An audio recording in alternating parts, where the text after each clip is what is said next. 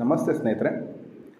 ಸಾಮಾನ್ಯವಾಗಿ ವಿವಿಧ ದೇಶಗಳಲ್ಲಿರುವಂತಹ working culture ಯಾವ ರೀತಿ ಇರುತ್ತೆ ಅಂತ ನಾವು ಗಮನಿಸಬೇಕಾದ್ರೆ ನನಗೆ ಗೊತ್ತಿರೋ ಪ್ರಕಾರ ಎರಡು ರೀತಿಯಂತಹ ಕಲ್ಚರ್ಸ್ ಇದ್ದಾವೆ. ಒಂದು ಬಂದು ಪೀಸ್ ವೇ ಸಿಸ್ಟಮ್ ಅಂತ, ಇನ್ನೊಂದು ರೂಲ್ ಆಫ್ ಥಂಬ್ ಅಂತ. ಯಾವ ದೇಶದಲ್ಲಿ ಜಾಸ್ತಿ ಇದನ್ನು ಬಳಸ್ತಾರೆ ಮತ್ತು ಯಾವ ದೇಶದಲ್ಲಿ ರೂಲ್ ಆಫ್ ಥಂಬ್ ಬಳಸ್ತಾರೆ, ಯಾವ ದೇಶದಲ್ಲಿ ಪೀಸ್ ವೇ ಸಿಸ್ಟಮ್ ಮಾಡ್ತಾರೆ. ಚೈನೀಸ್ ವರ್ಕಿಂಗ್ ಕಲ್ಚರು ಕಾಮನ್ ಆಗಿ ಪೀಸ್ ವೇ ಸಿಸ್ಟಮ್. ಅಂದರೆ ಒಮ್ಮೆ ಅವರೇನಾದರೂ ಆಫೀಸಲ್ಲಾಗಲಿ, ಒಮ್ಮೆ ಅವರೇನಾದರೂ ಫ್ಯಾಕ್ಟ್ರಿ ಒಳಗಡೆ ಹೋಗಿದ್ದಾರೆ ಅಂತಂದರೆ ಆ ಕೆಲಸ ಆಗೋವರೆಗೂ ಹೊರಗಡೆ ಬರೋಲ್ಲ. ಅಲ್ಲೇ ಊಟ, ಅಲ್ಲೇ ನಿದ್ದೆ ಎಲ್ಲ ಕೂಡ ಅಲ್ಲೇ ಇರುತ್ತೆ. ಆದರೆ ಅದೇ ಫ್ರೆಂಚ್ ವರ್ಕಿಂಗ್ ಕಲ್ಚರ್ ನೋಡಿದಾಗ ಅಲ್ಲಿ ಆ ರೀತಿ ಅಲ್ಲ. 9 ಗಂಟೆಗೆ ಅಂದರೆ 9 ಗಂಟೆಗೆ ಸ್ಟಾರ್ಟ್ ಆಗುತ್ತೆ, 6 ಗಂಟೆಗೆ ಕ್ಲೋಸ್ ಆಗುತ್ತೆ, 6 ಗಂಟೆಗೆ ಇರುತ್ತೆ. ಇದನ್ನು ಏನಂತ ಕರಿಬೋದು ಅಂತಂದರೆ, ಫಸ್ಟ್ ಒನ್ ಚೈನೀಸ್ ಸಿಸ್ಟಮನ್ನು ಪೀಸ್ ವೇ ಸಿಸ್ಟಮ್ ಅಂತ ಕರಿತೀವಿ.